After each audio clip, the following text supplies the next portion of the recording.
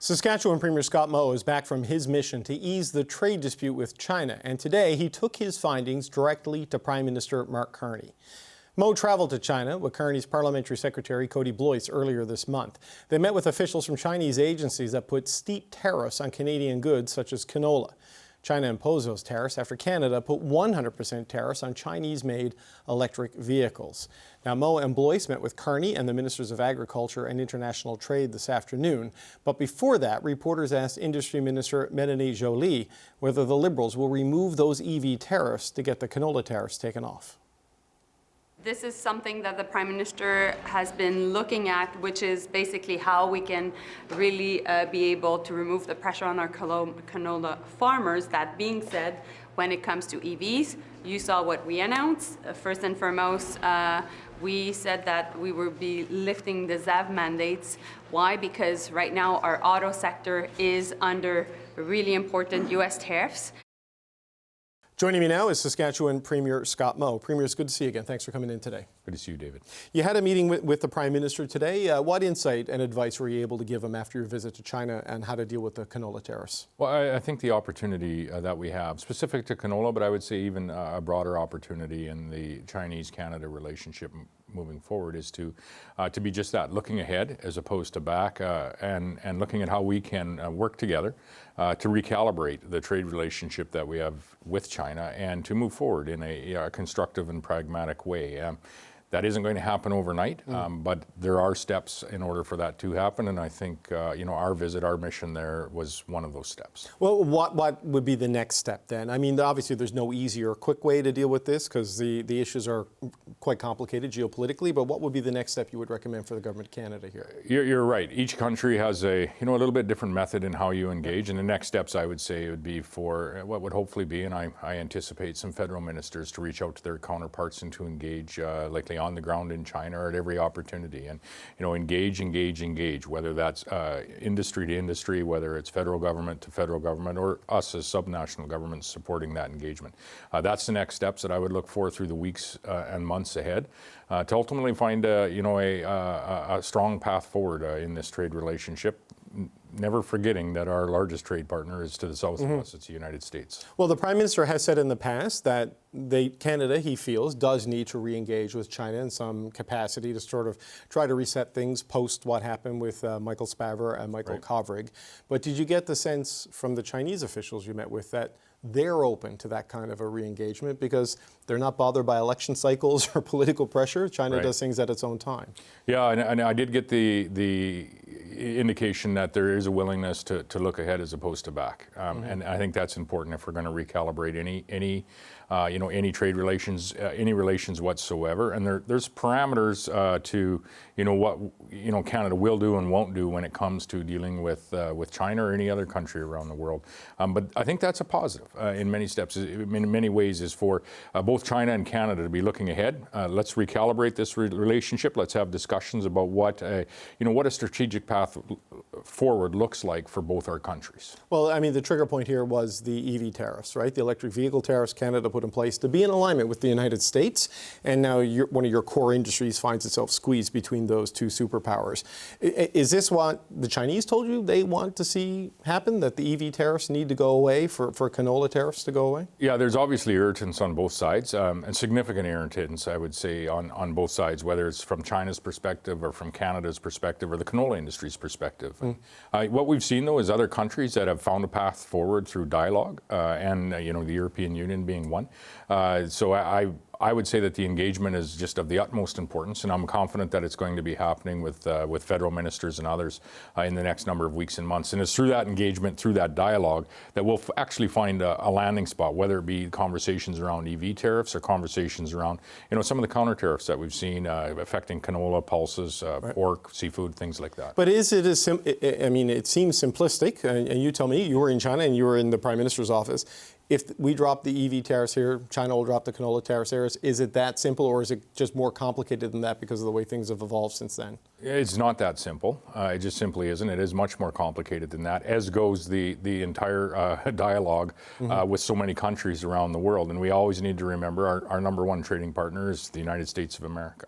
When it comes to exports that we've moved into, for example, canola, pulses, other things into China in significant amounts for good reason.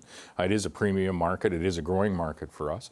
We need access to both of those markets. And so, in this new world conversation where a decision with this country will have an indirect impact on the relationship with this country, herein lies the dance that the federal government needs to partake in, and we're going to support them every step of the way as Canadians. But it is going to be challenging as we move forward in this new global conversation around trade, market access, tariffs, and all of those things are different today than they were a year ago. When we spoke before you left on the trip, you suggested that at some point the Prime Minister will need to go to China to engage on this. I know you suggested ministers and industry might be doing that. Is it at that point where Mark Carney needs to go?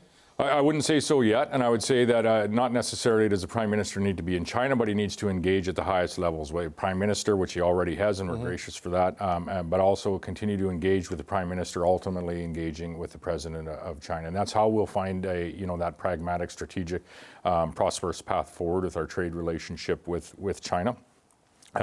But there's much work that can happen in the levels building up to that. The ministers, for example, and there has been some of those signals sent already. The resurgence after 7 years of hiatus of the JETC, or the Joint Economic Trade Commission, where we had Vice Minister Lee from China in Canada engaging. That's a signal that China is ready to look ahead as opposed to looking back. And so, much engagement that can happen prior to that, but it ultimately will have to culminate in that. But after speaking to Chinese officials and speaking with the Prime Minister and his team, can you resolve the China issue and not risk irritating the U.S. side even further, right? This is the dance, and does the U.S. need to be done before you can turn your full attention to China? Well, we certainly need, in our discussions with the United States of America, trade discussions, for them to understand that we have other trade partners around the world, and we need to understand that there's going to be a North American stance, there's going to be a Canadian stance, but also a North American stance. And I would point to Mexico that has taken a slightly different approach when it comes to Chinese EVs and things of that nature, their relative relationship with the U.S. as well. Credit to Prime Minister Carney. He's going to be meeting with President Sheinbaum later this week, and I'm sure those discussions will happen as well. Things are different when it comes to the conversations around trade, tariffs, market access, and our general relationship between countries, largely driven by a president of the United States that is looking to recalibrate trade relations between the U.S. and so many trading partners around the world. But we're part of that. We can be fortunate. There's opportunities in here as well, and we need to work hard as Canadians to ensure that we are, yes, addressing the challenges, but also capitalizing on the opportunities as they arise. And I think you're seeing some of that work play out this week as well. Things are different is a gross understatement, Premier. I just want to say that. But look, obviously a lot of work to get resolved there on the trade uncertainty. The part of the response to that is the domestic economic agenda and the major projects. And we did see the first 5. It sounds like you'll all be going to the Grey Cup, if I'm reading the signals right, to have another conversation about the next tranche of projects. But one project from Saskatchewan, the Ferran mine, this is a project already well advanced that was going to be producing next year. What does it tangibly mean? In your view, to be selected as one of the first projects of national interest if it doesn't really open up money and doesn't really speed up the project? Yeah, I think it's good for a couple of reasons. One, it's a net zero copper mine that's coming on in Saskatchewan, which speaks to the opportunity that we have as Saskatchewan and Canadians to provide the world with what they need today and into the future. 2, it is fairly far advanced, and so it lends credibility to the process. Put a few projects through that have been through the process, are far advanced, and are able to ensure that there's no hiccups in the Bill C-5 process before we start getting into, and what we would like to see is, some of the uranium mines that have provincial approval start to find their way through Bill C-5, the Bill C-5 process. But I think it's good. Bring some more mature projects in that process, that regulatory process, into the realm to, prove the ability of Bill C-5 to see them through. And so, Underlying, there's a regulatory process here that we need to work on, but Bill C-5, I think, is a stopgap that allows us to get some projects to determine our own destiny as Canadians in the near term while we work on that broader regulatory reform. There have been a lot of calls to just scrap a lot of the regulations that I know you don't like, Premier Smith doesn't like, but Tim Hodgson was here yesterday, and he, the federal energy minister, he suggested, look, these projects going through the Major Projects Office will help calibrate and fine-tune the regulatory environment, and just sort of repealing things would lead to some chaos. Do you accept that rationale that this is a good way to adapt the way things are done in Canada? There is some truth to that, but there's some hard work that needs to happen in some of the regulatory reform and some of the regulations that just simply do need to, move along and be part of our history, not part of our present. And so I think Bill C-5 gives us that ability to get some projects that are, truly in the interest of all Canadians, not just in the area where they're operating, to get those across the line and get them across the line quickly so that they're into a space where they're creating wealth and opportunity for Canadians and for our allied nations around the world when it comes to access to net zero produced copper in our case. So Bill C-5 I think is a positive step, but there's more steps that need to be taken, and there's some hard work that needs to happen. Okay, I want to squeeze in one last question before I let you go. Chrystia Freeland announced today she's leaving cabinet and will soon leave elected politics. She's going to have this special representative role on restructuring Ukraine and move into other areas. She spent a lot of time meeting with premiers in her various portfolios over the years. Just what are your thoughts on her departure from elected life? Well, I wish her well, and I know she'll do very well in that position. And she's spent some time, I believe, as a journalist in that part of the world in years gone by. I noticed, I think, Bill Browder, the author of Red Tide, is in Ottawa this week doing some work with politicians on all sides of the House. And Chrystia was mentioned in that book as well. I'd read it a number of years ago. And so she has history, I think, in this part of the world, a part of the world that is, in great conflict right now with the Russian invasion of Ukraine. And I know that the work ethic that she brought to our Council of Federation table, being the intergovernmental representative, was very much appreciated by all of the premiers. We didn't agree all of the time, but we sure appreciated the effort and the honesty that she brought to that table. And I know she'll bring that same kind of effort, that same kind of honest opinion and capable work to the work that she's going to do now as a liaison with a country that, quite frankly, needs it at this point in time.